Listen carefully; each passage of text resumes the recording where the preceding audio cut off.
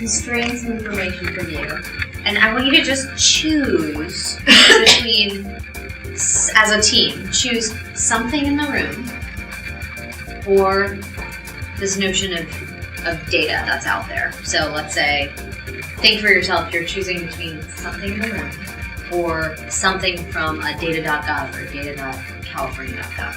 Oh my And so you can God. set up something like on here, or That is you so can cool. put climbing things in there to hold Same things thing there. there. So there's an object An object or something.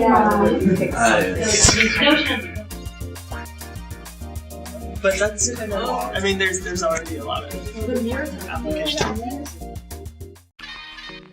Think and discuss particular problems that you see. And those problems can be whimsical or those problems can be functional. So we were looking at the problems surrounding sound and sort of sound environments that are static and boring, and the problem we came up with first was ringtones.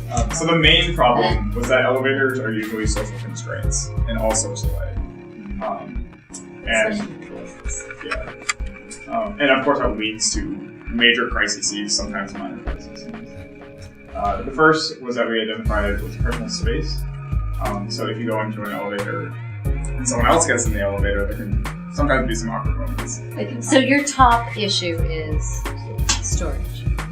Storage and searchability. Just kind of the notion that having storage actually take up space. Yeah.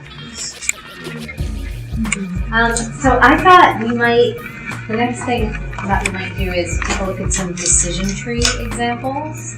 I wanted to sort of show you guys some just to not get thinking too much and too specific about it. So this is one we're probably all pretty familiar with, which is a light bulb in the room that has some sensing capabilities. So there's a smart light bulb. It senses movement in the room.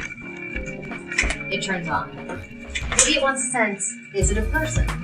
Yes, it's a person. Is there enough light already? If yes, then turn the light off. If no, then turn the light on. Is it a person? No. Is it a blind mole rat? If no, turn it on, and if yes, turn it off. Is there another reason to turn a light on? Perhaps there's an emergency code that light bulb might be able to receive. If yes, turn it on. If there's no movement in the room, turn the light off. However, check for a resting or reading person.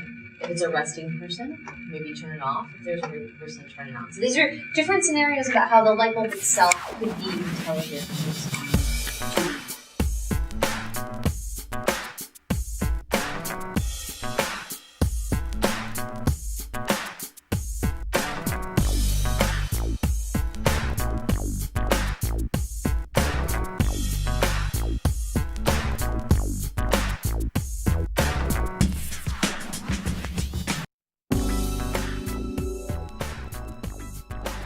So we wanted to kind of crowdsource ringtone production and bring some sort of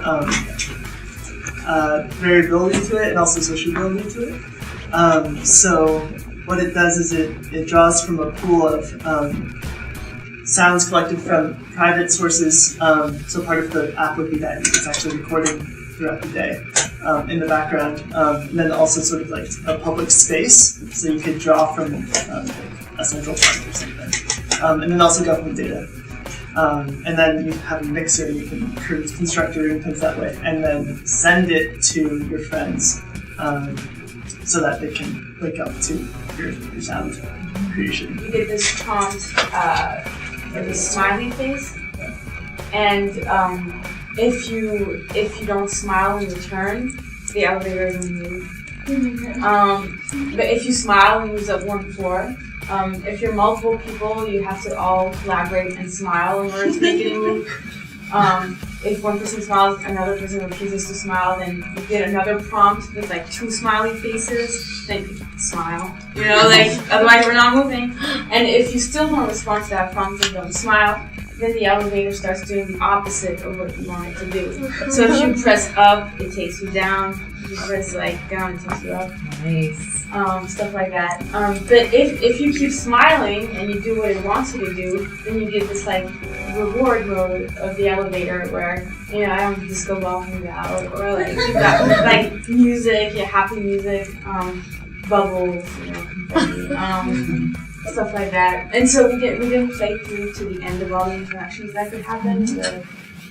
I get the central idea that it was like an emotional, childish elevator that just wanted you to play with it, and you didn't play with it. You have an inventory of what the storage space already looks like, and then with a 3D imaging of like the object you want to store, then it would know where it could go, exactly where it could fit in. And I take a picture of this box and I want to put it in the closet. It'll tell me how to rearrange the closet and put the box in there. Oh wow! So that would be the volume For one space, one single space? Sorry. No, it's your available Any storage available spaces. space, Just- okay. How does it know which storage space? Do I have to pick it from a data set or something? You've also done 3D imaging of all your storage spaces. So. Yeah. Talked about was the idea that you would put, like the storage space would be somewhere where it wouldn't, like affect your real world space. So like the way that stuff is stored here is like it could be like in the walls, in the ceiling, or in the floor, and like you could when it makes that 3D image, it could take that object and go through a conveyor belt system of tracks and like pathways to put it in that optimal space. Allow yourselves to not limit your thinking to sensing capabilities that are out there already, or systems that you know how to use.